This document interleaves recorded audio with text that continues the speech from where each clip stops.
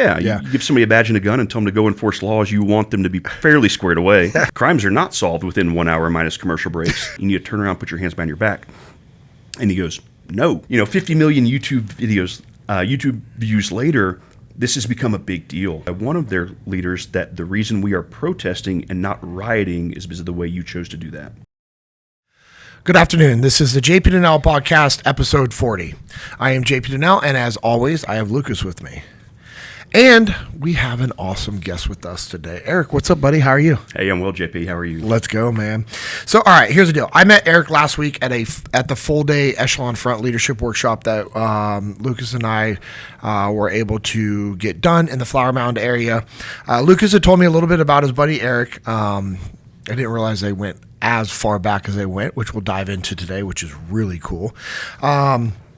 It reminded me, told me they'd been friends for a while, and then reminded me of an actual incident with the police department that actually caught national attention.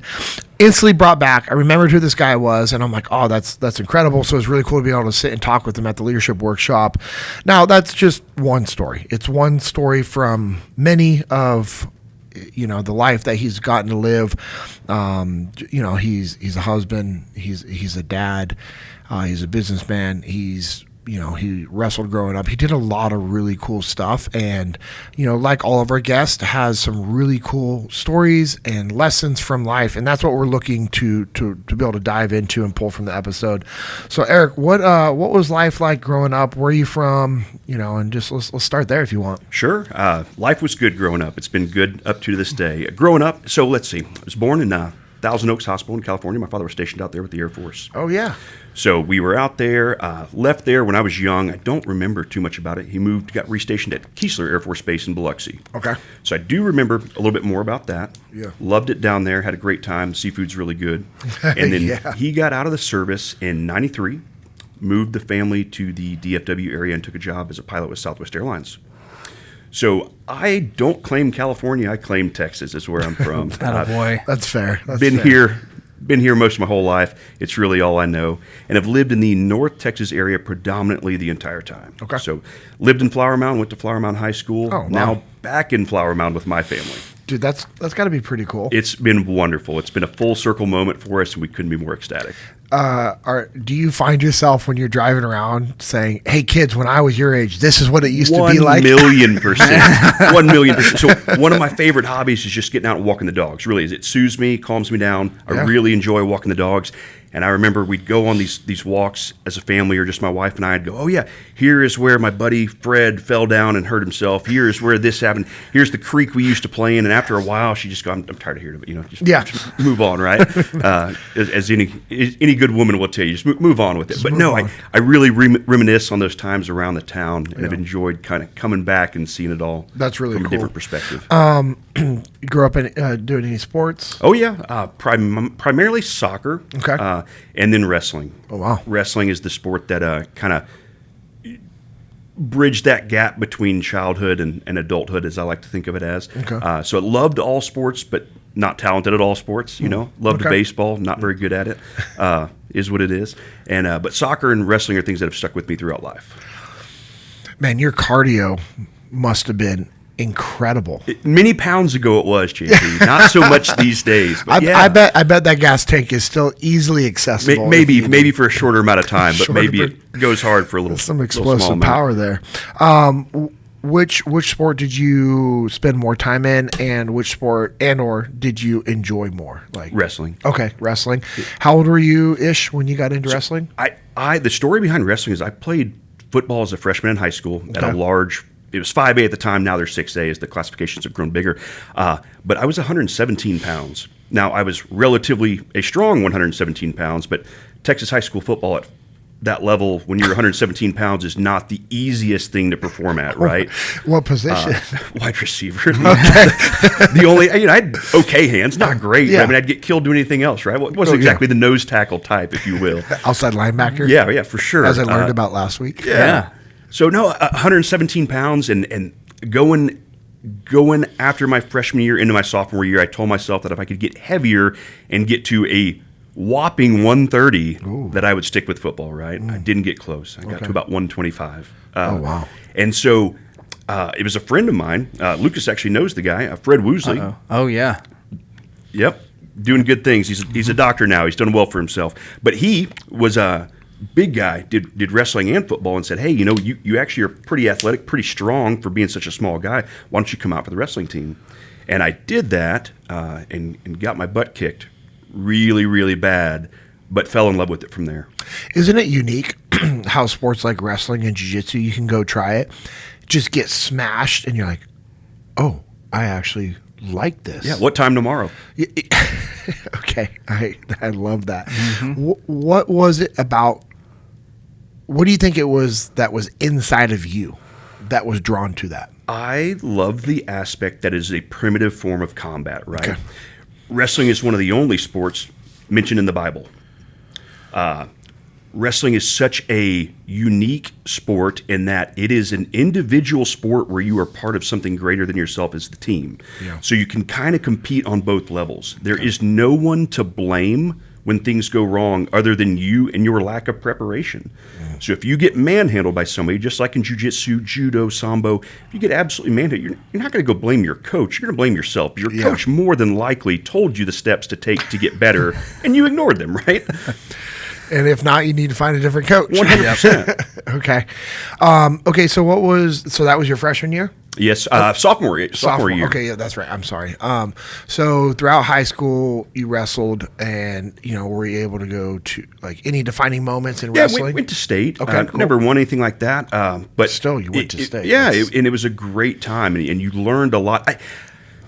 It was a combination of I only had about 3 years wrestling experience in high school, as well as I don't know that I had the natural talents to go as far in that sport as I would like to, but I loved the sport. I was passionate about it. I was the first one in practice, the last one to leave practice, and that was every single day.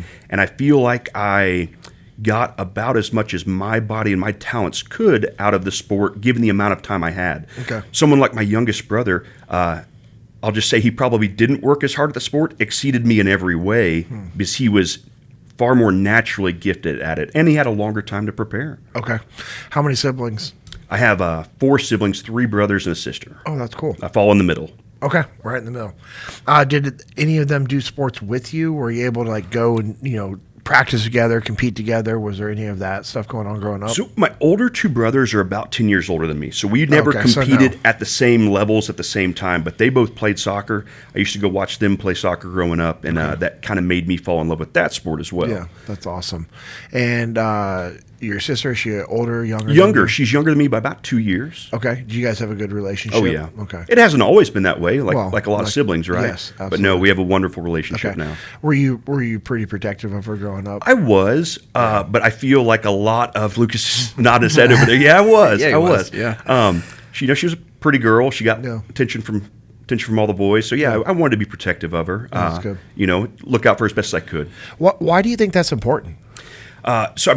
Family is everything, right? Family's the foundation of the lives a lot of us lead, and I love my family with passion, and I want what's best for them. I don't always go about that the right way, kind of like an overbearing brother or an overbearing dad at sometimes, but I definitely want what's best for them, and to see them succeed at whatever their chosen path is in life. Okay, I love it.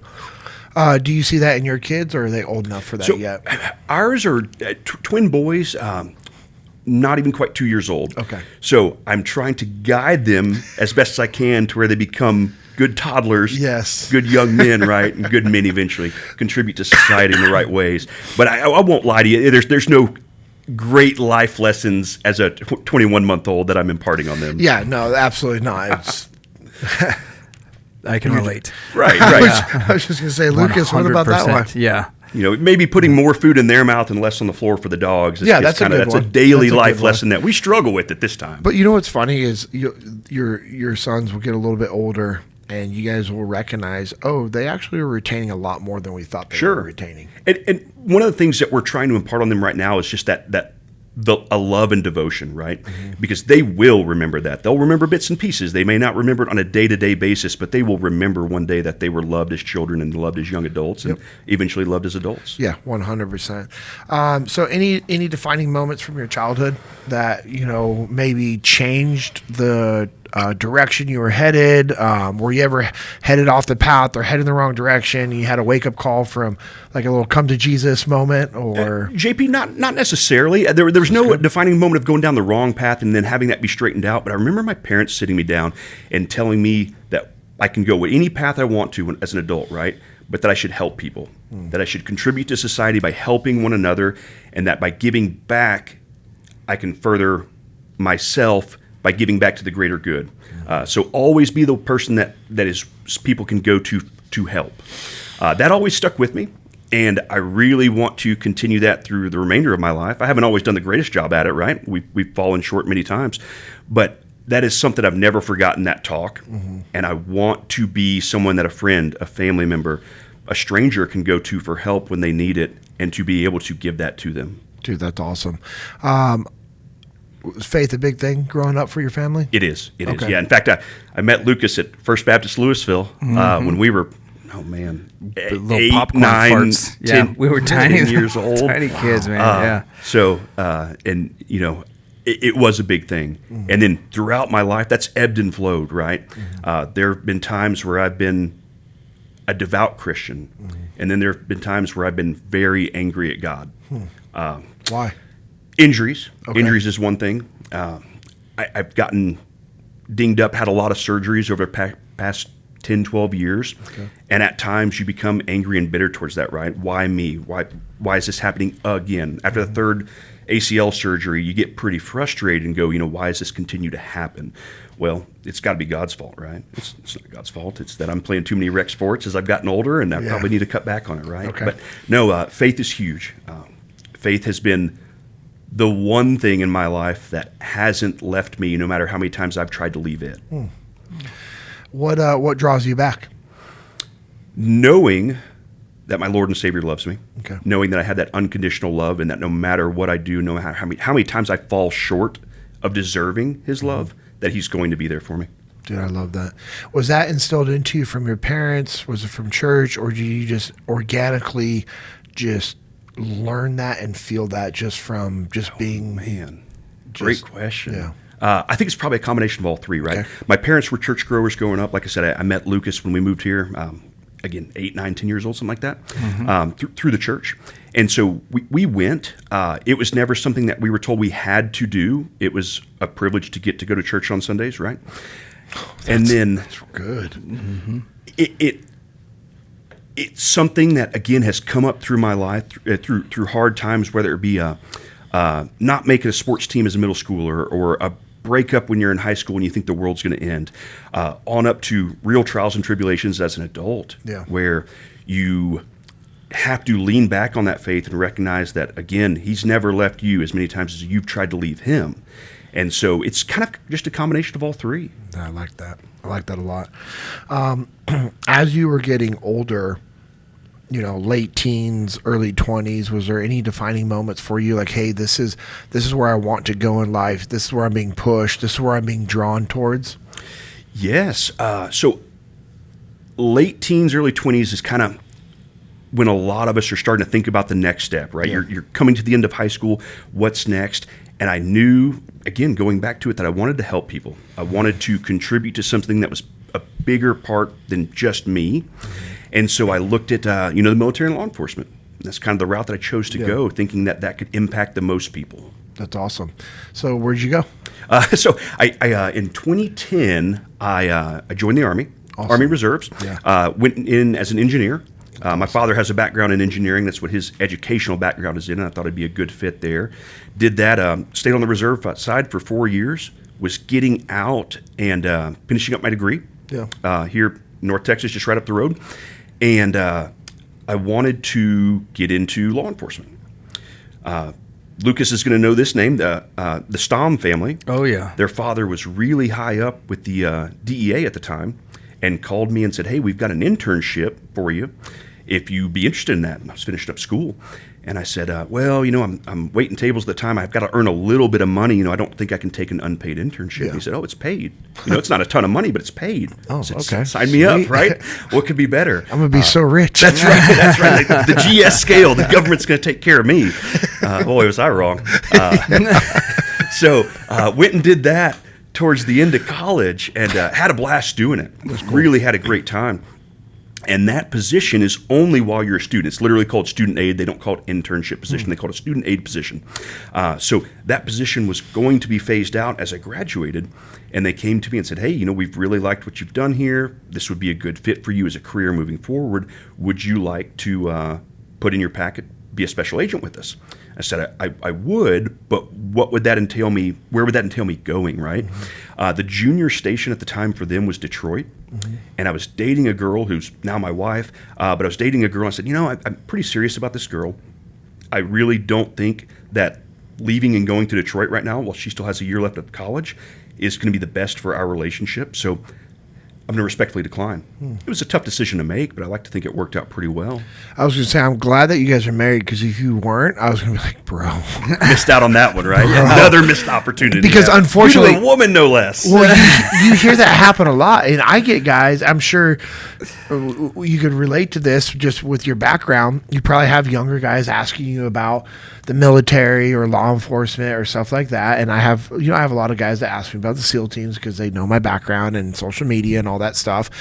And, I'll be talking to guys and they're like, yeah, but I've got this girlfriend. I'm like, okay. And I'm like, go join the military. Like if that relationship is really that strong, you'll be okay.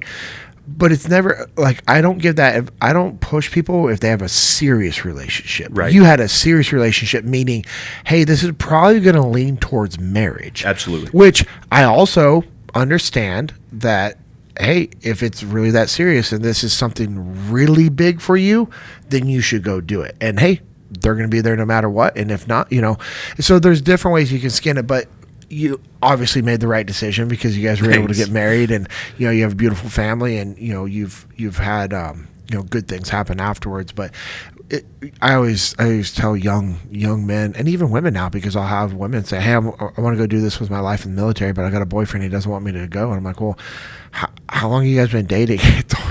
Whenever they're like, it's been like 3 months. I'm like, okay, That's go. just true love at that point. Oh, true. That's still the probationary period. Just go, bye. You don't know anything about them after 3 months. Go enjoy your life.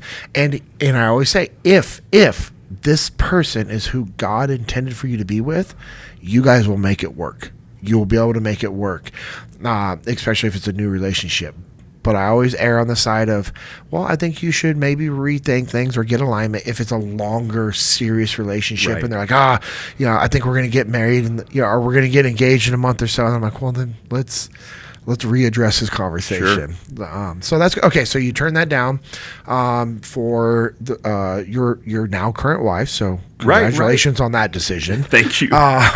So you turn it down, and let me go back to the Army a little bit, man. Which, by the way, thank you for your service. We have a massive respect for soldiers and Marines that we worked with in Ramadi, and especially the engineers that were, doing incredible things out on the battlefield, building those combat outposts. And construction's a hard job. Now take construction in the summertime. It makes it very difficult. Sure. Now let's take construction in the summertime with body armor on and a weapon slung and fully loaded magazines and a helmet and all your gear. That's going to make construction very difficult. It's starting to sound a little more like Nehemiah at this point. Well, then let's add a determined enemy force that's shooting at you. That's what I'm saying. And trying to come blow themselves up and or put suicide vests on children and send them towards your position. I think that's probably one of the hardest jobs out there. Right. And those Army engineers that we worked with, and the Navy Seabees, the construction battalion guys that worked with the Army engineers, were unreal, man. Yeah, so unreal. To that point, if I may, I actually spent some time in Gulfport with the Seabees, and I was young at the time and was worried about how that interagency rivalry would go, if you will. But man, those guys were awesome. They were so cool, and it was anything but the experience I had made it out to be in my head. I thought it was going to be super stressful. And while it's training, training can always be stressful, whether you're going through the SEALs or engineer, or aviation, whatever have you. They were so cool. Yeah. It was a great time. And it was kind of back towards that Biloxi Gulfport area where I had spent some time living anyway. So I got to go bounce and see some friends that I hadn't seen in a while. Dude, that's awesome. Yeah, man. yeah. Anything from, did you ever end up having to deploy? No, sir, I didn't. Okay, so No. you did 4 years. Correct. No deployments. Correct. Got out. Or how does that work when you transition from National Guard, right? Reserves. Or reserves. So Reserves. In the 4 years, you're just like, they're like, hey, you want to re-up? so- And you're like, probably not. I think some people will be able to relate to this, some of the listeners. I learned a valuable lesson in that when you enter into a contract to get things in writing. So Oh, this is going to be good. Yeah, no, I'm like really This is a excited. wonderful start to this story. yeah, like The I was- handshake doesn't work anymore? well, it was less effective than I hoped it would be. Let's put it that way. So This is such a there's- diplomatic way to yeah, put there's- it. I mean, there's some paperwork here. Were you an officer? No. Because you would be a good officer. No I didn't mean doubt. that as a disrespect. I'm saying, like, hey, man, like, you are very diplomatic and That well is- spoken. It served me fairly well in life to be diplomatic. But so, you're sitting there and you say, hey, I'd like to do this and this. Oh, yeah, we can make that happen. Absolutely, young man. You look like you're a great fit for XYZ part. Okay, but can I go do this? Yeah, you know what? You just tell your CO after you get there and get through training, and they'll just say, yeah, no problem, right? The commanding officer. Right, yeah. So sign this paperwork. As an NCC, I understand this. I understand the hierarchy. Sign this paperwork that we have laid in front of you. Don't bother reading it too much. You can read it at your leisure later on. Sign it, and then we're good to go. So young, dumb, full of anger at the world at the time, signed it. Don't necessarily regret it. I wouldn't say that at all, but wish I would have gotten more things in writing. Yeah. Good. Man, that's a really good just life lesson right there. Just get things in writing, which means because there's going to be things in life that you can't get in writing. Like Sure. If you and I are talking through stuff, I'm not going to be like, hey, Eric, can I get that in writing? That would be weird. And that would make probably a strain on a relationship. However, what I'm hearing you say, big picture, like this is what I'm taking from it, from a leadership lesson, is maintain alignment. Absolutely. At the end of the day, you want alignment, and there was no alignment there. Well, and it's what you spoke about a week or two ago, right? Yeah. Maintain that alignment. Make sure you and I are on the same page. Whether it's a small portion of your life or something big as a military commitment or a marriage, right? Make sure we're on the same page before we enter into this, and we're both surprised later on down the line when things don't go according to our initial plan, and then we get frustrated with one another. Yeah. And so, again, life lesson for me. Dude, that's really good. Thankfully, most of these things I've only happened to learn once, by the way. There's some that I'm continuing to learn. Well, sometimes that happens. Okay, so where are we at now? You get so you turn that down. What's next for you, so man? they said, hey, we liked working with you. We think you'd be a good fit in the law enforcement community. What can we do to help you out? Wow. And yeah, they were great people. They were really wonderful. I'm so thankful to have had that position. And I said, well, point me in the direction of some agencies in North Texas, some municipal policing agencies in North Texas that you would want to work for, and some maybe that you'd steer away from. And so they named a handful in each side. And one of the ones that they named in the positive sense was McKinney Police Department there in Collin County. They had a good reputation at the time, still have a good reputation. And they put me in touch with some people there, the recruiters, and helped me kind of get a foot in the door. So what that process look like? Oh my gosh, lots you get a of foot in the door, background like, paperwork. Well, lots of background paperwork, and then home interviews, calling up some friends and family, things like that, making sure that you are who you say you are. There's a physical evaluation, a psychological evaluation, the drug testing, kind of the standard things. Yeah. But it was a little bit more substantial than I honestly thought it would be, but I think it's for good reason. Oh, for sure. I would hope so. Yeah, you give somebody a badge and a gun and tell them to go enforce laws, you want them to be fairly squared away. Yes, I agree with that. Is there anything that you would do over again in that process to better prepare yourself? The policing side of things, no, JP. I really felt like I was pretty well prepared. I felt like I knew what I was getting myself into. Okay. And I had a blast doing it. The training was great through the police academy. There's a lot of reading of the penal code, and that gets pretty mundane after a while.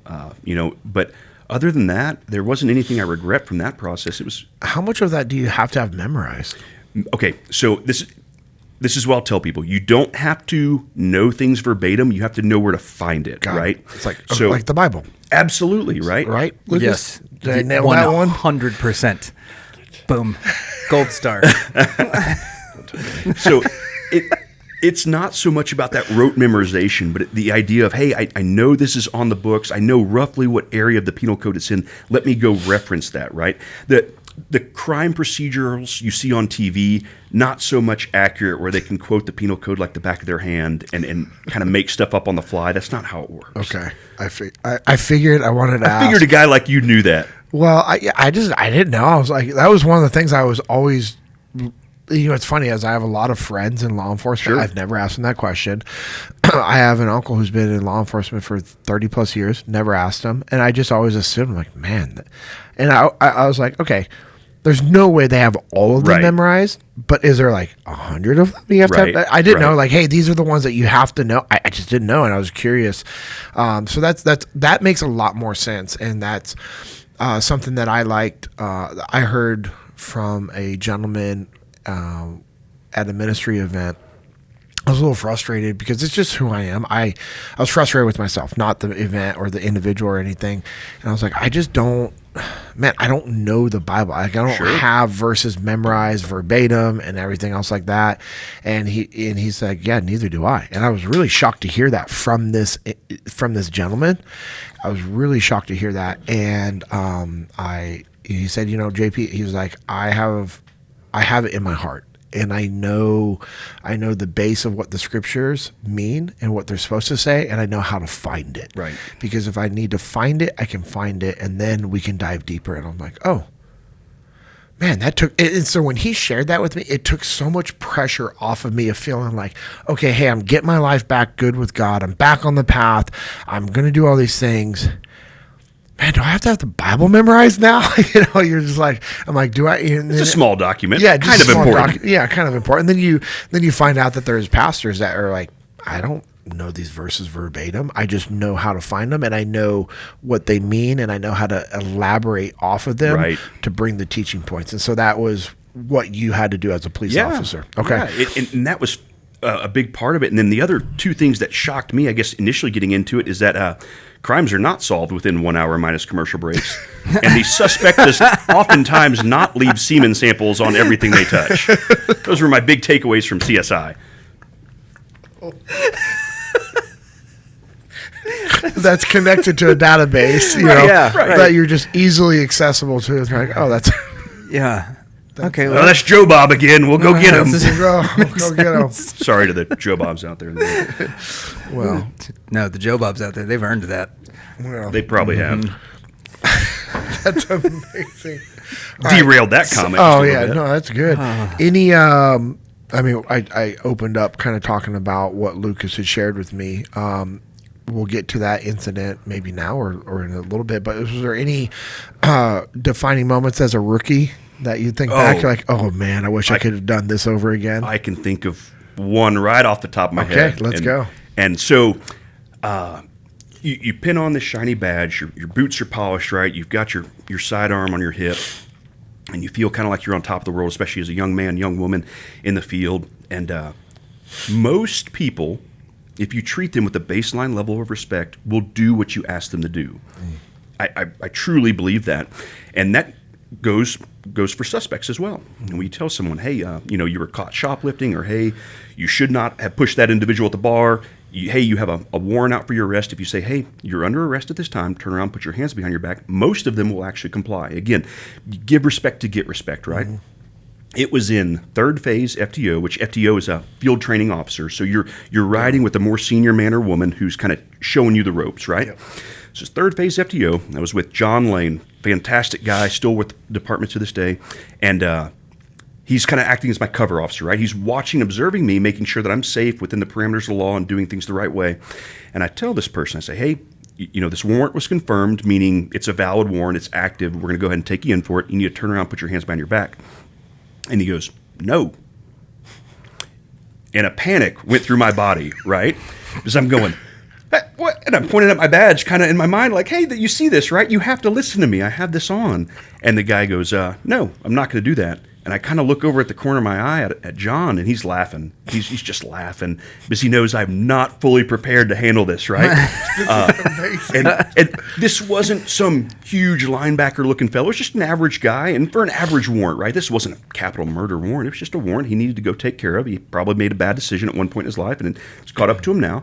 And so no judgment there, but the guy looks at me and just says, "No, I'm not going to do that." And I remember pleading with him, and my voice probably got a little high. I was like, "Hey, sir, I need you to do this, right? I don't want to have to take this to the next step." And I again look at John. And you're not a small guy. No, you're a big dude. How much do you weigh? 240. Good Lord, 240 with a vest on, Right. and gear. I mean, you're 265-ish. Easy. Yeah, easy. Okay. Yeah, and consistently like sprinting every day playing soccer. So not like what I would look like at 240. fair. Yeah, I was in a better shape back then, and maybe I wasn't 240, but I was not a small guy. I looked the part, right? And so this individual look the part. is just he's a no person, is what we refer to. He's a no. No matter how much reasoning you can do with him, the answer is going to be no. And I remember having to go hands on with him, and thankfully at that point he kind of got the picture that this is not going to end the way he was hoping it would, either by bargaining verbally or being physical with this. And so he kind of complied at that point. But that was my first. You watch the NFL documentaries. It's the welcome to the NFL rookie moment. Yeah, that was my welcome to policing moment. Is a guy finally looking at me and saying, "No, I'm not going to do what you're asking me to do." And I love how the senior guy is just chuckling. Oh yeah, because he's obviously not worried. Big Right. picture, it's like not a big deal. And that's what I love is as I'm listening to you share that story, I'm obviously laughing, but I'm also thinking of it from a leadership aspect. This was a great example, and I'm sorry, his name again was John Lane. John Lane was a great example of John being a good leader and letting you struggle. It was. Because he could have stepped in and been like protective of you, like, "Hey man, I don't think you understand what he's asking you." And then he could have escalated it. He could have turned around. He could have physically done what he could have, which I think we all feel that instinct inside of us when somebody's being defiant towards one of our teammates or one of our loved ones. And in reality, the best thing that John could have done at that time was sit back and chuckle and just watch you. Now, Yes.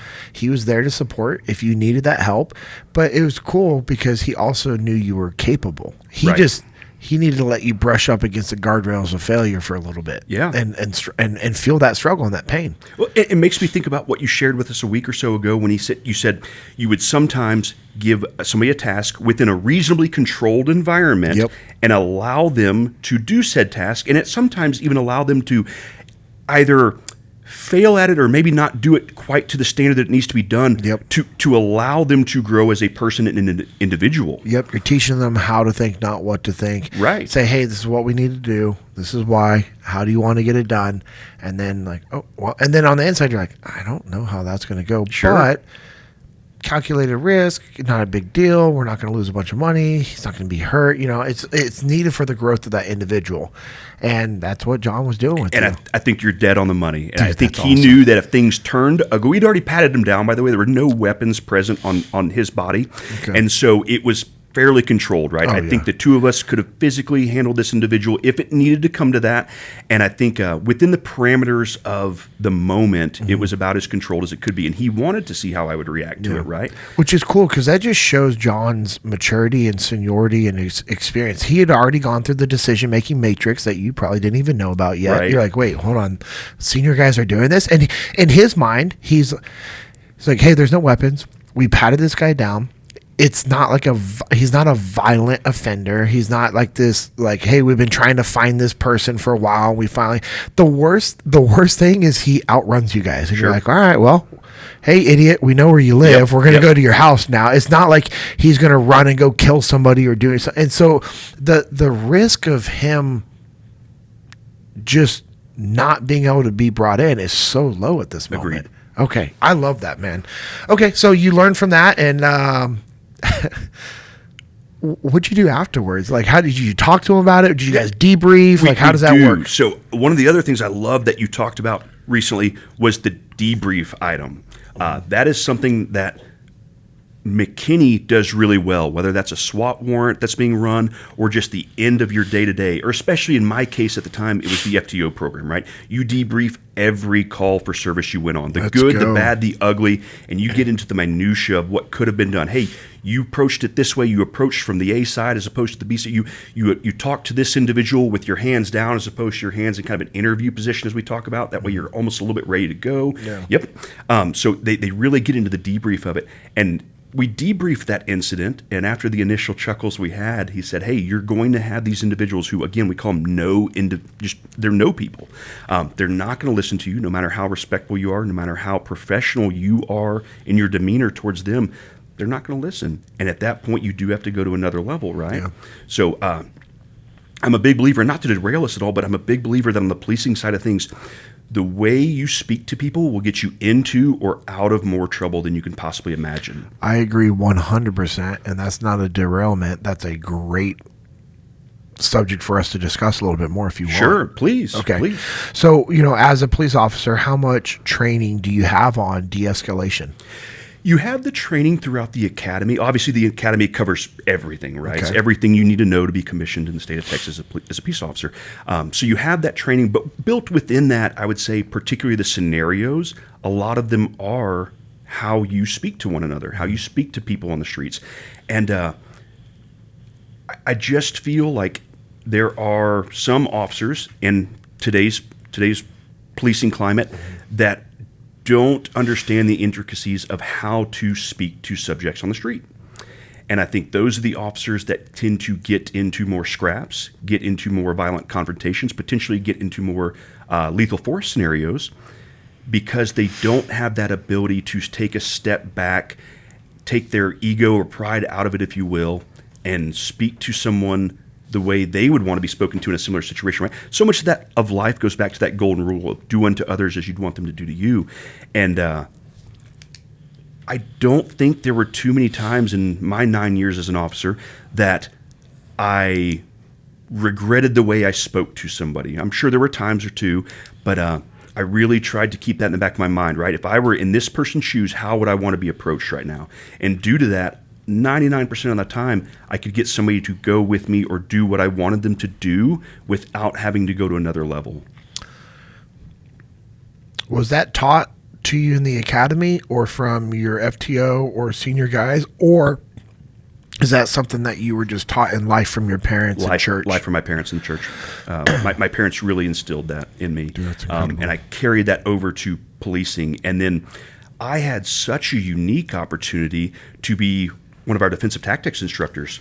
And that was a great time at our department, but that was one of the first things. Getting excited? I don't want any trouble with you, Jake. No. I His veins are starting to move within his arms, and I'm not enjoying this feeling. No. I love that. Sorry. Yeah, I'm excited for you. And so, but that was one of the first things that I would tell some of the younger officers, right? And we had recurrent training as well. So it was everybody from the newest officer to the chief of police had to go through it. That's not common for most departments. No. McKinney, my buddy was a firefighter, Danny Ziem. He's been on this podcast.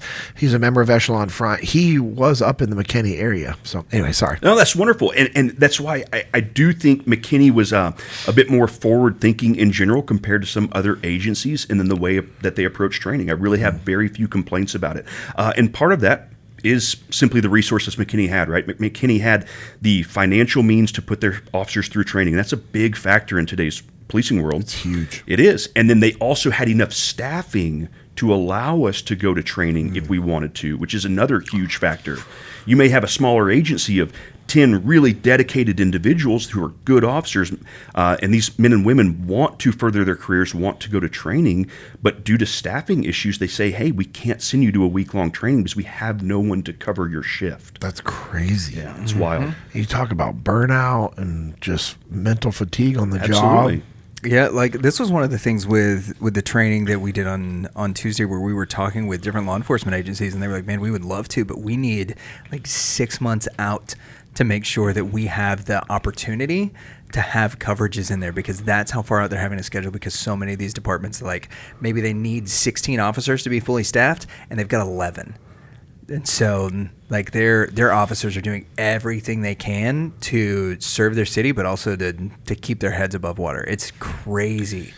That's crazy. And it does lead to that burnout you were talking about, JP. Yeah. There's so many good officers that leave the profession due to feeling burned out from it. Yeah, you don't get into law enforcement for the money aspect. Correct. And it's very, very rare that they leave for the money aspect because it's very rare that they're going to get that same sense of fulfillment of duty and service with another company. That now there are some companies that provide that, and so all right, cool. Now you're getting that fulfillment, you're getting paid decent, awesome, but they leave because of burnout and fatigue. So any other unique incidences throughout your career? Yeah, I think we can talk about the one that may be at the forefront of our three minds here.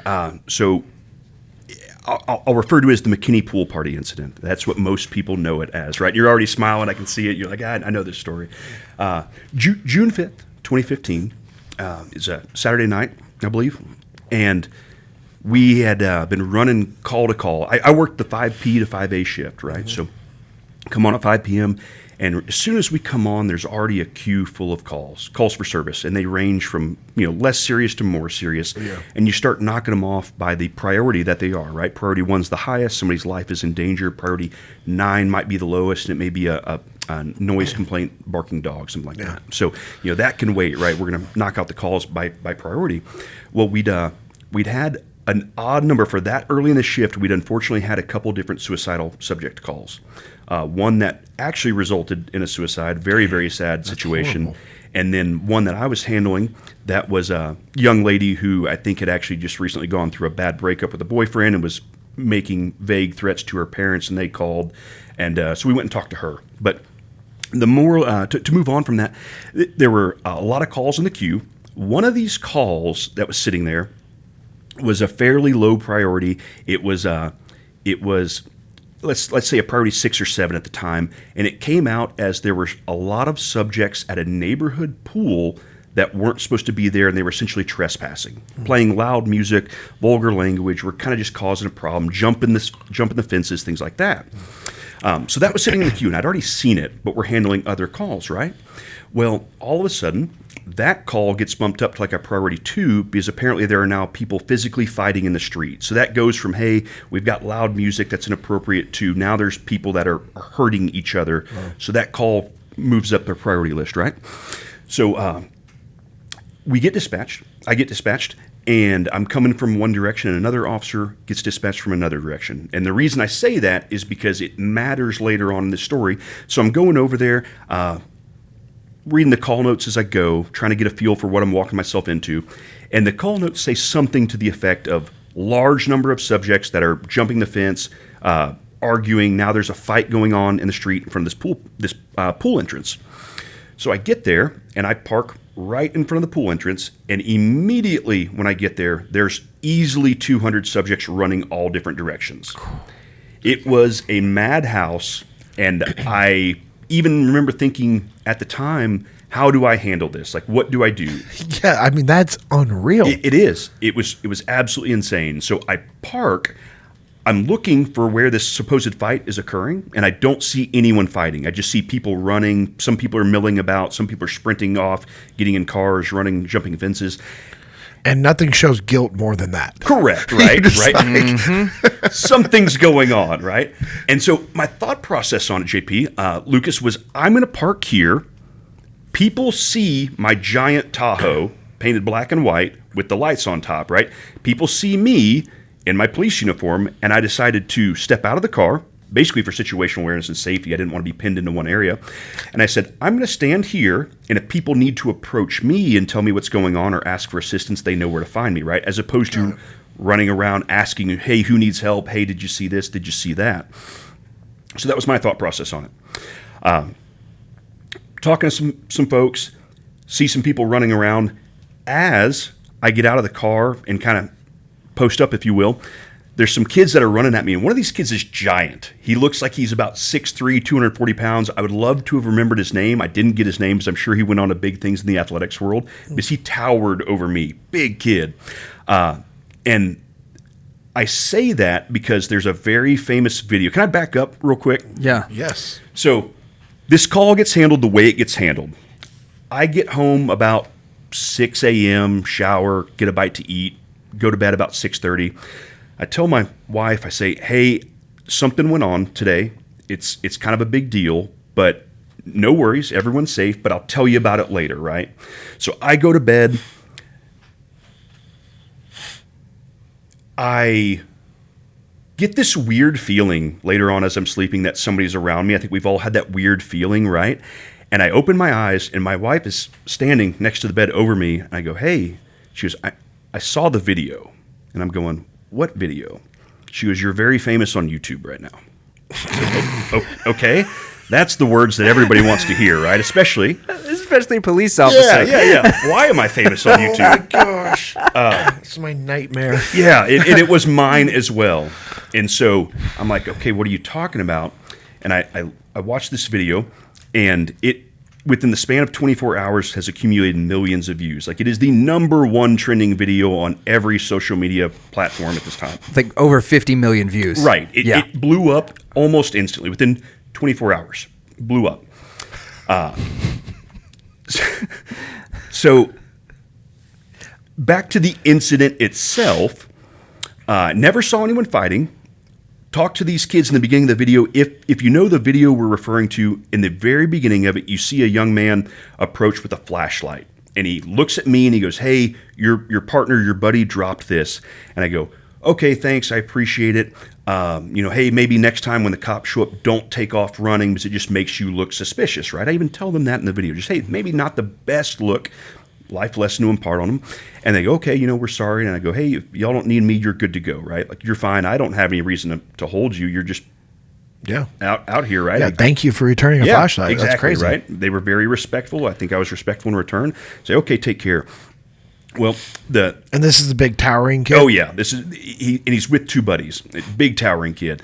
I go on and I'm talking to people. Some neighbors are calling me over because it's in a neighborhood, right? So there's houses within 15 yards from this pool, the entrance to this pool, just across the street. And so I'm talking to some of the neighbors, and I hear screaming and yelling. I can hear voices being amplified, and something's clearly escalated somewhere.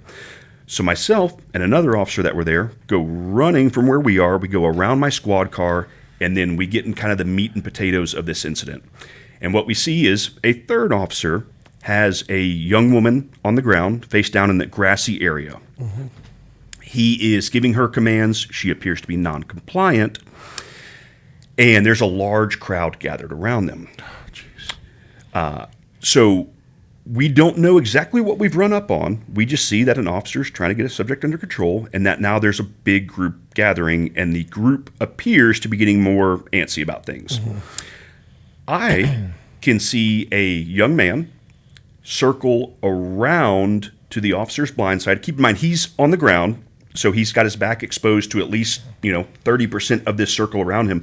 And this young man is circling around to the backside of the officer, and then I see him start to kind of pull up his pants. Like getting ready to kick. Absolutely, right? Anybody who's been in a fighting background or has even just watched UFC MMA on TV knows that that's one of those pre-attack indicators that something's about to happen, right? No good can come from what he's not adjusting his pants for the sake of looking cool, right? So he is tugging up at his knee level his pants to kick, to lunge forward, to tackle, to do something. And the officer that's originally on the ground draws his weapon in kind of a low-ready position towards this kid. Low-ready position towards the kid. And the young man. That's a legitimate threat, getting kicked in the head. I 100% agree. I 100% agree. And I don't know, and this gets back to the aftermath of this incident, I don't know that I would have handled that particular thing any different. Because you're trying to deal with somebody who's not wanting to be dealt with. You've got a big crowd, and now you see a young man who looks like he's in pretty good fighting shape come around behind you to get into a position of advantage over you. That's a hard boot, yeah. It is. And so he draws his weapon, low ready, and the young man sees us coming, the other officer and I that were originally together, and he takes off running. And I get to the officer on the ground, and I'm sorry, I am intentionally being vague with names. I don't want to. Yeah, as you should. That's fine. Just call him the other officer that's on the ground. Yeah. And I say, hey, man, what do you need? And he goes, that guy. And he points to him. I go, him? Done, right? So I take off running. myself and the officer that are with me, we take off running after this kid. And we talked about the gear earlier, and it's so true. That was actually before body cams. This was 2015. We didn't get body cams until a few years later. But so we had a recorder that's on our belt. It's an audio recorder. It records all the audio, but you don't get a visual picture behind that. So halfway through this foot chase, my audio recorder pops out. It's flung on the ground. I actually ended up finding it later, so I didn't get in trouble for that. Yeah. Losing gear is probably not a good thing no matter what branch you're in, right? It does not matter, Gear adrift. I'm slowly gaining on this young man as he's running, and it's a pretty good foot chase. Most foot chases we go on are not that far, right? You need that short burst of cardio, but you don't necessarily need a half mile worth of foot chase in you. That's a longer foot chase for us. And so this one's stretching on for quite some ways. It's through a park, through the residential area, and finally catch up to this young man. And he can see me gaining on him, right? I went from 15 yards behind the 10 to I'm about 4 yards behind at this time, and he goes down on one. He goes down on one knee, and I half tackle him, talk to him. I go, "Hey man, why are you running?" And I'm, amped up, but still under control at this point. And I just say, "Hey man, why are you running?" He was like, "I was scared." I said, "Okay, well, we've got to go back and we've got to figure out what's going on." Right? Yeah, like me too. We've got to go back. We've got to figure out what's going on, man. He's like, "Okay." Well, one thing that's kind of important to this that I glossed over is when we get him into custody, he bites his lip, so his lip's bloody, and I'll get back to that here in a second, but his lip's bleeding a little bit. Not bad, but there's just a little bit of blood. So walk him back over to the original area where this scuffle occurred, and get back over there. The original officer that was on the ground is now in the back of an ambulance getting oxygen. And I'm like, oh, what did I miss, right? Like, this is a string of events that occurred while I was gone that I don't know anything about. Supervisors are there at this point, and they look at me and they go, "Hey, what do you have?" And I said, "I don't know. Like, I have no idea what I have. Like, I don't know. Please educate me on what I have," right? So talking to the young man, get him sat down. He's leaned against a little wrought iron fence, and he's spitting up blood. And again, I'll get to that here in a second. He's spitting up blood from his bit lip. I kind of check on him, sit him upright, just make sure he doesn't need anything. He's like, "No, I'm good." He's actually a really respectful young man. After running. After running. Hey, we've all had No hard feelings. lapses in judgment. Yeah, we have, right? Right. I don't harbor any resentment. I really don't, because later on, the news, once this all gets to another place, the news actually interviews him. They're like, "Hey, we saw you had a bloody lip. Is that because the officers did something?" He could have thrown me under the bus and made up a lie, and it would have been his word versus mine with no video recording of it. And he goes, "No, I bit my lip. The officer was actually really cool." Dude, that's huge. So wherever that young man is in his life, I hope he's doing well, and I appreciate him being honest. I bet he is. I bet hope so he's too. doing well. I hope so too. Talk about out of all the situations that you easily could have gotten away with just elaborating or Right. just straight up lying, and he could have ran with that. Absolutely. But he chose not to. He chose not to. He chose to do the right thing, and I'm appreciative of that. That's huge. On the way to jail with him, get to that in a second, I end up talking to him, figuring out a little bit of his background. He was a wrestler up in Oklahoma. So there was a reason he looked young and athletic. I was like, "Ooh, okay, this would have been a good tussle had we gone to it," right? I'm like, Hey, you want to hit the mats next week? yeah, right. But so get back over to where the area this scuffle took place, and I'm like, I don't know what we have. I really don't. And my supervisor's asking me, and I want to be able to give him an answer. I'm saying, "Sir, I don't have any idea. I really don't. I was told to go get this young man. He took off running. I took off running after him. I don't know what I have, and I darn sure don't know what occurred over here that led to this initial uptick in energy from everybody." Yeah. So I'm trying to figure that out. I end up cutting a report that night, and the report is to the best of my ability of what happened, and call it a night thinking, I'm probably going to hear something about this, but it's not going to be a huge deal, right? Yeah, I've been wrong a few times in my life, but that was one of the times I've been most wrong. So, 50 million YouTube views later, this has become a big deal. I am getting calls from Fox News, from CNN. I have family that lives over in Paris, France. They're calling me going, "Hey, we heard your voice in this video. Is that really you?" And I'm going, "Yeah, that's me." So it blew up to a proportion that no one could have predicted. And I think one of the reasons for that is it checked a lot of boxes that were hot button issues in our society at the time regarding policing and regarding the African American community. Got it. Okay. What were your biggest takeaways from this? Oh, man. Initial takeaways. I was very proud of the way I chose to handle the situation. Yeah. I had people calling me up to and including the president of the NAACP saying, thank you for doing that. Thank you for the way you reacted to the situation. We very much appreciate that. In fact, I was told by one of their leaders that the reason we are protesting and not rioting is because of the way you chose to do that. That meant a lot to me at the time, but it also put things into perspective, right, of how big of an incident this was. Yeah. That's unreal, man. Yeah. So that was one of the takeaways. It's just there was a sense of pride of, hey, like all the lessons my family tried to instill in me growing up, they paid off in this one circumstance. That's and great. I did what I felt like was the right thing and handled it the best I could. You know, you do the right things for the right reasons, things tend to work out. Right. Right. You know, so another huge takeaway was even when we have things on film, the film doesn't always tell the full story. Mm-hmm. No. So when you look at the video, you can definitely see a little bit of a chaotic situation, and there are maybe 40, 50, 60 people throughout the video kind of running around or milling about at that point. But that doesn't lead credence to the fact that when I got there, there were easily 150, 200 people going in all different directions, just sprinting off. And I just remember thinking in that moment, like, what am I to do, right? Mm-hmm. I can't chase 150 people at once. I can't control this situation, little old me. I'm going to do the best I can. The description of yourself, little old me. Right. Like your little Red Riding Hood. Yeah, I was at the time. Feel bad for me. The pumpkin. But you know, I remember thinking like, what's the best option I have to maintain safety for everybody involved, and then kind of control the situation to the best of my ability. And that's why I chose the path that I chose to try to handle it, because I felt like it gave me the best leg up. yeah, that's prioritize and execute right there. Sure, 100%. And you're trying to figure out, okay, hey, what's going to have the biggest impact to the situation that I'm in? Is that something that they teach you in the academy? Was it taught on the job? Or is this, again, one of those, it's a combination of everything, the way you're raised and also your training as a police officer, understanding like, hey, man, like I've got to de-escalate this situation. All of the above. And I don't want to Okay. continue to go back to that, but it definitely is one of those things that there were probably several ways to handle that. The other officer that was involved that chose to go about things differently, he saw things from a different perspective than I did. He parked on a different side, and he chose to handle it what I assumed to be the best way he could at the time, and I'm not one to judge that, right? Okay. I did not see things from his perspective. I will simply say that I chose to handle things a little bit differently, and that I think the outcome for me was a little bit better in the execution of how we went about that. Yeah. So I think it's a combination of all things, but it was also just that realization that, again, your training in your life far elapses mine.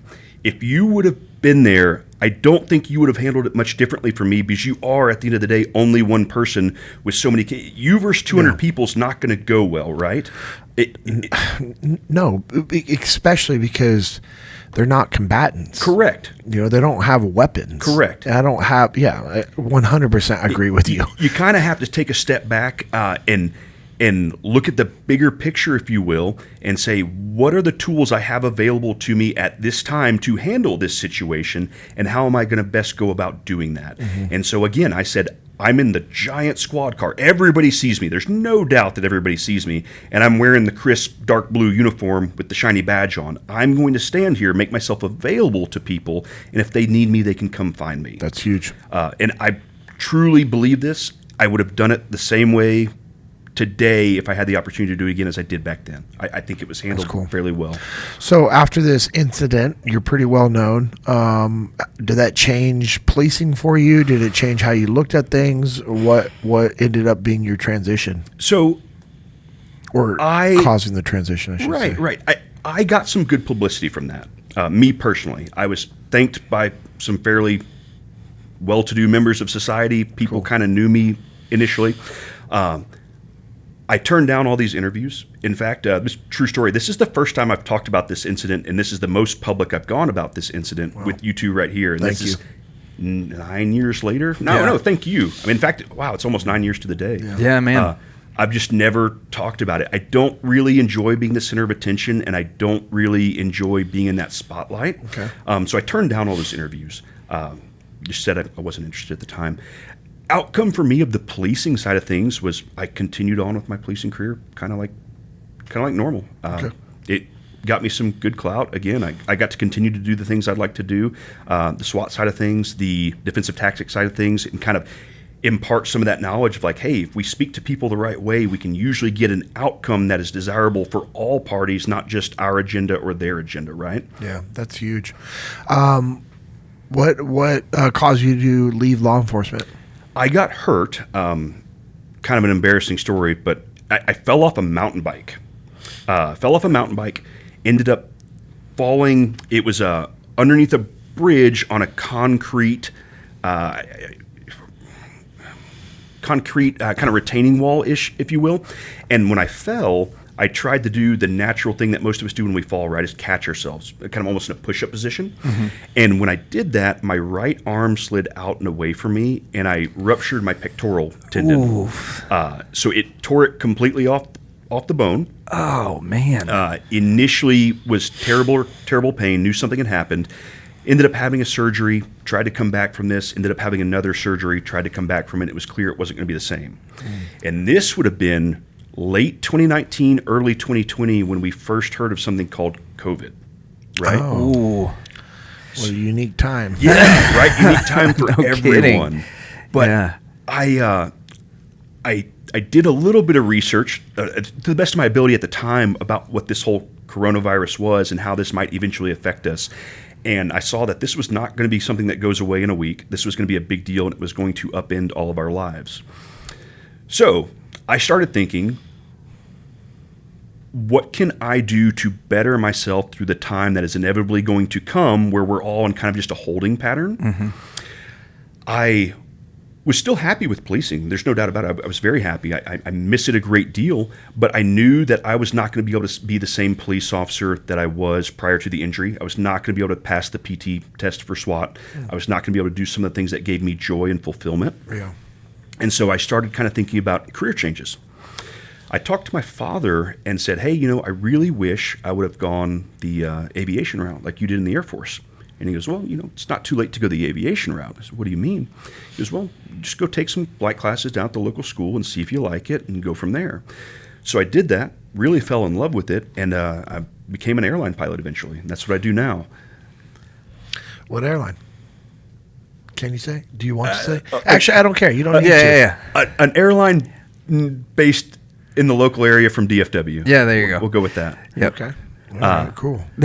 Top secret. No, I'm just kidding. Top secret. I'm not trying to be vague. I just don't want to ruffle anyone's feathers. Yeah, you don't need to. You don't need to. But so that was a good transition for me. It was something positive for me and for my family that came out of the COVID issue, right? Yeah. Like that was such a hard time for so many folks, and we're still recovering from it as a society today. Mm-hmm. But it was one thing that I can hang my hat on and say, hey, this was a good decision during a really rough time for a lot of people. Yeah, for sure. So tell us about your family. Yeah, so I'm married to Marisa. Yeah. Funny enough, the guy right over here was the officiant at our wedding. Ooh. So was, yeah. He's known us for a little while, and still going strong. We have 2 beautiful twin boys. They're awesome. 21 months old, Theodore and Lincoln. Dude, that's strong names. Yeah, we like it, right? Maybe that presidential theme. But no, so life's good in the family sense. Life couldn't be much better right now. That's cool. Very, very thankful for them, for the opportunities that they provided me, and for the help and guidance that they give me along the way every day. That's great. What is one of your favorite books that you like to read and recommend to people? The Gift of Fear by Gavin de Becker. Ooh, I've never heard of this. So Gavin de Becker is one of the preeminent experts out there of human behavior and the why behind why we do what we do as humans. And he runs a training course, kind of personal protection, governmental agency protection, things like that. But it's more geared towards the psyche of why we as humans do the things we do. And what he's done through years and years in study of research of this is he'll say that we behave certain ways based on our innate experiences that we've learned throughout life, and we can kind of predict the behaviors of people. So when I was telling that story earlier and I said the guy was hiking up his pants, you immediately said, oh, he's about to throw a kick. He's about to attack, right? He's coined this term pre-attack indicators, and he's done a lot of studies with fighters, with sexual assault survivors, with women who have been in domestic violence situations, men as well. And there's red flags that we can find throughout the lead up. Very rarely does something happen purely in a vacuum, and and it's easy to look back on times after an experience has happened to us and say, oh, I should have seen this coming. Well, it's hard to see it coming when you don't know what to look for. But when you know what to look for, you can more easily predict the behavior of somebody. So one of the things I used to tell people, the young officers in my defensive tactics class, is when you see a subject that you're interviewing and it's going well so far, there's no major issues, and they start looking over their left shoulder and looking over their right shoulder, that should be a sign to you that they're thinking about a couple things, right? They may be about to attack you and maybe looking to see where your backup is coming from or if they're around, or it could be they're looking for a route of egress, right? And they're going, hey, there's a 10-foot retaining wall to my left that I can't physically jump over, but to my right, over my right shoulder, there's an open field. So they're looking for a way out, right? And you can use that in a lot of areas of your life in a situational awareness. Yeah. And so if you know what to look for, you're more likely to see it. And you want to be careful that doesn't lead to confirmation bias, right? Where you put people into a corner. Yeah. But it helps. I love that from a leadership aspect of just understanding these pre-attack indicators. These are indicators that, and maybe it's not just so much from an attack standpoint, but, indicators that, hey, if this happens and this happens, then this is probably going to happen. And I love how you said not absolutes, because as you know, like the world is dynamic, life is dynamic, business is dynamic. People are dynamic, and there's a lot of moving parts going on. But if you, like as a parent, you're guiding your sons, you and your wife are guiding your sons down this path, and you're going to let them struggle a little bit. But you also know, like, okay, this is okay. This is okay. Oh, if this happens, nope, I'm stepping in. And hey, for us, we have twin daughters that are 12, and we're, having difficult, hard conversations with our daughters about what they can be exposed to and the different things that are happening around them, and saying, hey, if a guy is saying this or doing these things, this is what you need to be aware of. And it's, not the most comfortable conversation, but these are conversations that need to be had. And so, okay, that's cool. I'm going to have to check out that book for sure. I just put it on my hold list on the library app. I like it. I think you guys will enjoy it. Okay, yeah. If we don't, I'm personally blaming you. I know you will. Do you have a favorite Bible verse or story that you go back to? Here am I, send me. Okay. Right? So I really like that one. You shared a story last week where you were talking about one of the senior guys on the teams who went in and was saying, hey, we're kind of feeling beat down. We're tired. We're at the end of our deployment. Do we need to go out on this mission? And the response he was given was, if not us, then who? Yeah. Right? And it kind of goes to that Bible verse, here am I, send me. So it's Isaiah 6:8. 6:8, yes.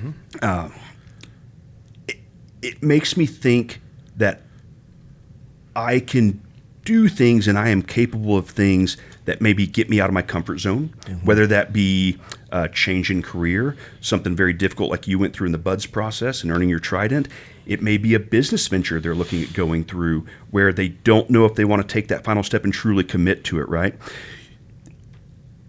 If not you, then who, right? Yeah. Somebody is going to create this business. Somebody. Yep. If not you, then who will? And so they may reap the rewards down the line, and that doesn't mean you won't fail at that. But failure is a natural learning process for us, and it is necessary for us to go through at times so that we can be better on the for the outcome. And I've just always thought of that Bible verse as just, here am I, send me, right? I can do this. I'm capable. Send me. I like it. That's awesome. How do you push yourself? What do you do? Oh, man. So I'm trying to really be a better father right now, right? Okay. First-time father. I've had 21 months of experience with it right now, but that's not really enough. So trying and learning through that. I, from a personal standpoint, still am pretty involved in the gym. I like to go to the gym, like to work out. It's just something that soothes me. Walk the dogs, pushing myself. I try to have long-term goals in mind, while not forgetting to enjoy the journey. From the aviation side of things, I'm a first officer. And so a natural next step would be upgrading to captain, right? And then it might be moving on to a bigger and better airline, or it may be getting there and then moving on to a better equipment, a larger plane, one that goes long haul flights or something like international. that. Yeah, exactly. Malcolm's at that point in his career. He's Right. been flying for, I don't even know. I mean, over 20, maybe 30 years. Awesome. Yeah. Awesome. Well, he's got a few on me then. But, as humans, we all get so caught up in that what's next, right? What's bigger and better. And it is 1,000,000% important to have those goals in mind, but don't forget to enjoy the little things along the way. Yeah. I think I fall into that trap as much as anybody, always wanting what's next. Yeah. And It's easy. it is easy, right? And so I'm trying to enjoy every little step, every little day that comes by, moments with the family, moments with the kids where they're learning a new skill, just the little things that are in our day-to-day lives that provide meaning and purpose, that are smaller than the big picture but add up to that greater sum. That's awesome. Lucas, what do you have for Eric? I mean, you So- officiated his wedding. You Yeah, I guys known did. each other for a while. Which is a fun story. So when Eric and I were working out together, we had the normal like training partner relationship where we just talked about stuff, but we didn't always like bring names and feelings and stuff into it. So I was in an art history class with this really cute girl. That's right. And like her and I sat next to each other like every day, and we like developed this friendship. And then I was working out with Eric every day. So she's talking to me about her boyfriend. I'm like, well, this is a no-go. So, but just like this, Hate him already. Yeah, absolutely. But just like this stud that her boyfriend is. Already see where this And so Eric starts talking to me about this like gorgeous girl that he started to date. And finally one day I asked her, because I knew I wasn't going to get the information from him. I was like, hey, is your boyfriend's name Eric? And she was like, yeah, how do you know? I was like, I freaking see that idiot every day. Like, we've trained together for months. You guys have been going out for this long. And I started telling them stuff, like, or telling her stuff about their dates. And she's like, oh my gosh. No way. And then, and then we put it together. So I told that story at their wedding because that like changed perspectives from like, all right, well, as soon as she gets done with this idiot, like I'm going to move into like, hey, all of the rest of the guys in the class, don't talk to her, like face forward. Yeah. Like this is it. So like total change. And Maurice is, she's great. She's a wonderful mom. So I got two questions for you. The first is like, as kind of the Johnny Kim of our group of friends, right? Like you're sort of that like 1 degree removed. Like you weren't a Navy SEAL, but you were a SWAT guy, right? You're not an astronaut, but you're a pilot. You're that like one degree removed from that from our things. Like what is what's the next thing, the next mountain or something that you want to conquer? Like what's the next big thing on your list of goals? So first of all, I don't want to be disrespectful. That guy is one of the most amazing human beings that's ever lived. I just wanted to make you uncomfortable. And I know what you're trying to do, and it does make me uncomfortable because there's not a chance in the world that I should be in the same book as him, or much less the same sentence. Sure. But, so if you don't know who he is, look him up. He's an impressive man. What's next? I'd like to continue on with the aviation career. Yeah. I'm really enjoying that for the time being. I'd like to continue on in becoming a better father on a day-to-day basis. And believe it or not, I haven't told you guys this yet, I would love to get into some of the realm that y'all are doing. Not necessarily on the leadership side per se, but just in the podcasting world. This is fascinating to me. This is the first time I've done anything like this, and it's so cool and such a great way to reach an audience. Yeah. And I really have great admiration for you both for doing this and sharing the talents and the skills that not only y'all have, but that some of the guests that y'all have on bring to the table. I think that's really cool. And so it may be something along the lines of like commentating or broadcasting or something like that. That'd be cool. That's rad. Question number 2, when are you going to start doing jiu-jitsu with JP? Because like I'm out for a while, but also I think, I don't know if I'm ready to, I don't think I'm capable of handling Eric. I think JP could. I don't know. That would just lead to gonna more hurt. injuries for me. No, No. yeah, you probably shouldn't. I would. So No, I'm saying it wouldn't lead to injuries. Oh yeah. at your seminar, some of the guys that were there, so actually Rafael, I'd run into him at the gym of all places. Yeah. Had met him, and he stands out pretty quickly if you know what you're looking. Again, Oh, yeah. one of those indicators that we see, the giant cauliflower ear and just the very calm demeanor. I was like, yeah, that's a guy I don't really want to mess with, right? Like, why is he so calm in these situations? You So look at the hands. Yeah. And you're like, oh. yeah, he knows something that I don't know. But no, I'd love to get more involved in that. That would be a really cool segue from kind of a previous experience in my life of wrestling to getting in more into the grappling things of today. It'd be I a think you would blast. be awesome at You'd it. have so much fun. Especially with how intelligent you are. I mean, you know what the OODA loop is. I know. Sure. I would hope you know what that is. That's what jiu-jitsu is. That's what life is. Life is it's one big OODA loop with a bunch of OODA loops inside of it Right. that all feed into each other and tie in. And that's what jiu-jitsu is because when you can recognize, oh, he's grabbing my collar, he's probably going to do this. If I break the grip, he's going to do this. Oh, he has my sleeve, I'm going to do this. And hey, he just pulled guard, but the foot wasn't properly placed. I can now do this. It's recognizing these things, which you're very good at. And it's the athletic push, which we all need, especially someone with your background. But more importantly, there's, especially at Double Five under Formiga and the people that we train with, there's a legitimate sense of camaraderie that I think you will be drawn to. And it's just right down the road from where you're at, That is man. nice. Yeah. Yeah. So you should come check it out. I Let's think go. I will. He seems like a great guy, great Yeah. professor to learn from. I mean, I fly out tomorrow, but obviously I don't need to be there for you to go check out any of the classes. But the following week I'll be around if you want to. I think I need you as a safety blanket, to be honest with you. Like, I'm with that guy. That's the guy that brought me. That's the guy that brought is Yeah. the killer. So, No. yeah. yeah, I'm not a killer on the mats. Those You guys are- kill me. that is not true. Well, That's- okay. Yeah. at- If at I go your- to if I go to a kids class, maybe. Okay. Well, Your that's- daughters are killers. That's so the I group wouldn't that I'm wanna looking take to it. excel against, JP, Yeah. is the children. The 5 and under, I think I stand to fighting champs. Yeah. Some of them are Yeah. animals, but Yeah, real rabid animals right. that you just have to pick up. But no, it would be awesome. You would love jiu-jitsu. I would love it. And more so, like, we do the Jesus in jiu-jitsu. Rafael is very supportive of that. We have an event coming up on July 20th. And Pedro Rocha is going to be teaching. It's going to be a no-gi jiu-jitsu seminar, which is going to be incredible. So, but yeah, let's go train this week or next week. I would love that. Okay, cool. You guys heard it here, but by the time you hear it, he'll have already trained. So we'll let you know in the comments. We'll post pictures of Eric and his borrowed gi for this. Yeah, I mean, yeah, I have gis for you, man. You're a little bit more broader than I am, but I have gis you can. You think he's an A4? A3? Is he an A3? It's gonna be a tight A3. Yeah, Of the look shoulders. like a rash guard on him. I don't know. Anyways, we'll figure it We out. can make it work. I have access to gis. Let's Thank just you, I keep giving him appreciate it. compliments and see how uncomfortable we can make yeah, him in the that's episode. it's working. This is the same thing I do to JP. This is awesome. makes me so happy. This is why Usually- I got so much practice growing up with Eric that I know exactly how to push those buttons. Hey, I think you're great. Cool. Can we move on to something else? Yeah, That's awesome. That's pretty much it. Any final questions before we No, close man, it that's out? it. All right, I'm going to close it out, and then I'm going to ask you for a final thought. So Sure. as you're listening to me ramble, anything you have for our listeners. But, hey, we want to thank you guys for all the support that you guys give us by just listening, sharing, subscribing, commenting. Make sure you guys are subscribed to the YouTube channel so you can be notified when our YouTube exclusive episodes come out. Yep. We appreciate you guys just for the community you guys are building has been incredible, and all the people that like to get on there and post ridiculous comments. Thank you for boosting the algorithms. Keep doing that, nerds. Just kidding. No, I'm not.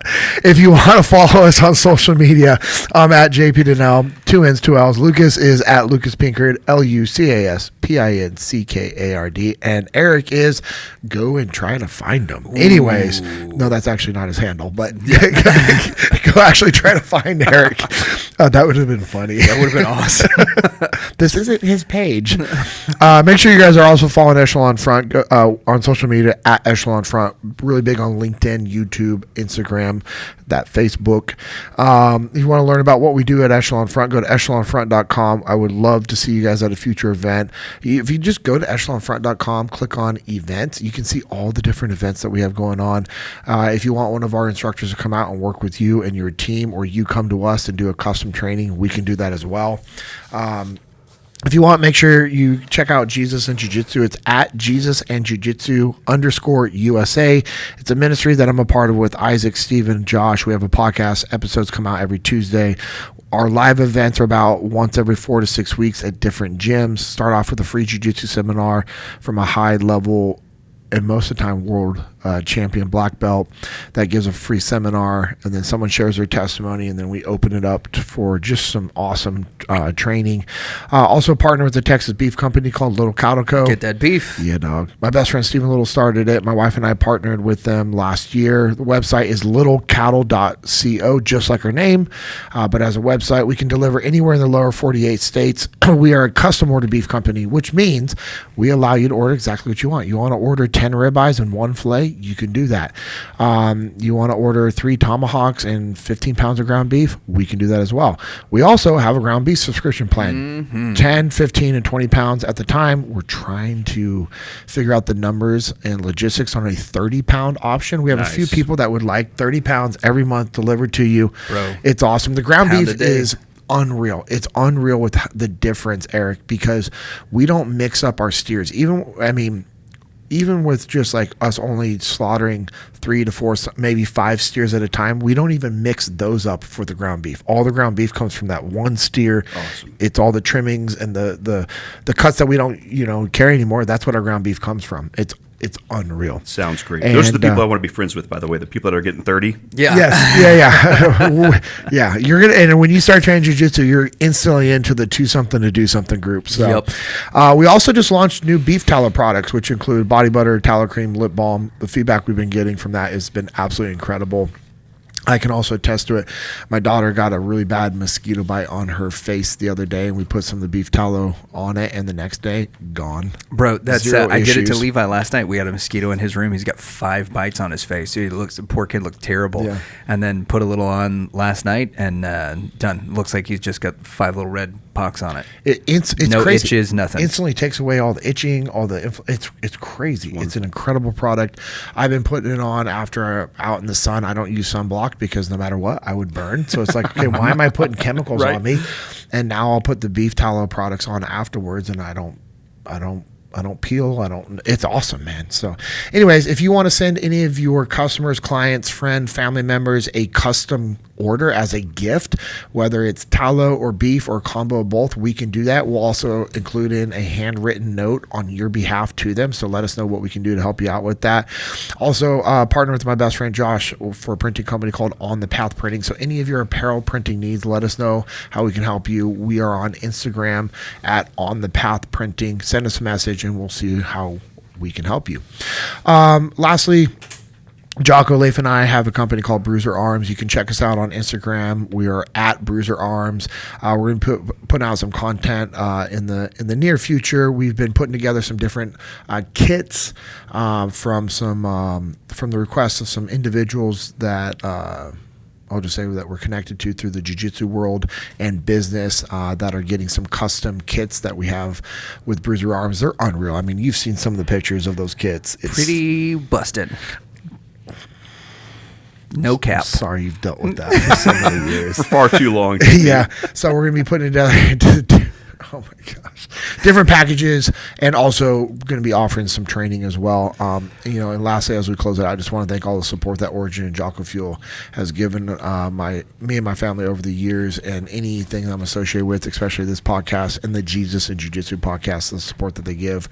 They're an incredible company. If you want the best Jiu-Jitsu gear that's also 100% made in America, go to originusa.com. You can also get their 100% American hunt line. They have jeans, boots, regular pants, hoodies, t-shirts, rash guards, beanies, wallets, boots. I mean, it's unreal, the amount of stuff that they have, and it's all 100% American made. Again, that's originusa.com. And if you go to jockofuel.com, access to some of the best supplements out there, clean, healthy energy drinks that are absolutely my favorite. So we appreciate the support they give us, so go show them some support as well.